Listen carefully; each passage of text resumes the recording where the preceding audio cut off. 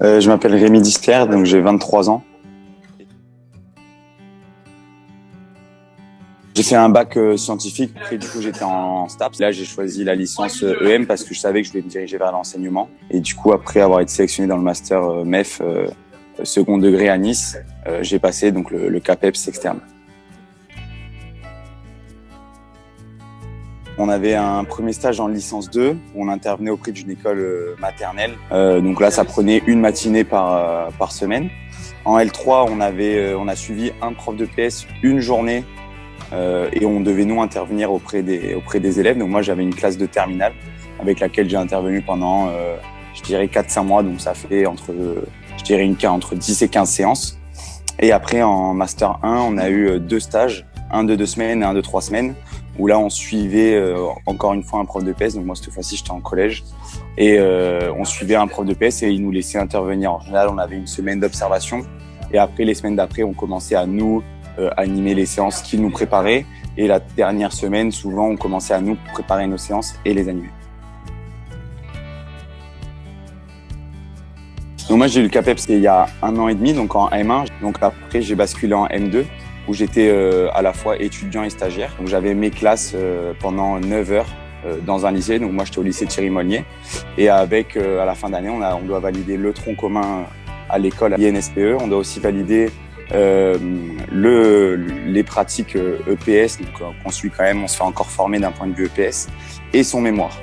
Mais vu qu'on a ce statut et qu'on a réussi le CAPEPS, on est aussi rémunéré pour ça. Donc on n'a plus seulement statut d'étudiant, on est aussi fonctionnaire. L'inscription, c'est assez simple, ça se fait par internet, ça prend quelques minutes pour s'inscrire, juste faut pas rater le coche, quoi. Une fois qu'on est inscrit, après on a le concours, ça se déroule, il y a 2 écrits, donc 2 dissertations de 5 heures. Une sur l'histoire de l'EPS. Dans un second temps, il y a aussi un autre écrit de 5 heures qui est sur les plutôt professionnels, où là on parle d'exemple terrain, où on doit vraiment essayer de décliner et de faire un maximum de liens avec le sujet. Et après on a des oraux, donc 2 oraux. Un sur la péda, où on parle vraiment plus de l'enseignement au sein d'une classe et construire une leçon, et un deuxième sur notre spécialité. Voilà, moi je joue au tennis, il n'y avait pas tennis, donc du coup j'avais pris spécialité badminton. Donc là, on a un élève, un petit peu comme en UNSS. On prend un élève qui est filmé, on doit le faire progresser. Et après, on a aussi les pratiques, donc dans les différents groupes d'activités. On a 4 pratiques à préparer. Dans la majorité des cas, une fois qu'on a le Master 2, on est muté soit dans l'Académie de Versailles, soit l'Académie de Créteil. Moi, pour d'autres raisons et des envies personnelles, j'ai décidé de me mettre en disponibilité. Donc c'est-à-dire que je travaille pas pour l'Éducation nationale, donc du coup je suis un peu plus libre. Et du coup je me suis mis dans le tennis et je suis parti au Cap d'Agde.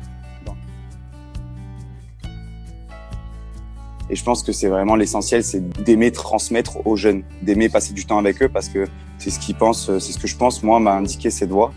Et puis après, si j'ai un conseil à donner, c'est vraiment d'essayer de travailler sérieusement la licence, essayer d'avoir une bonne note en licence, parce qu'il y a quand même des sélections pour rentrer en master.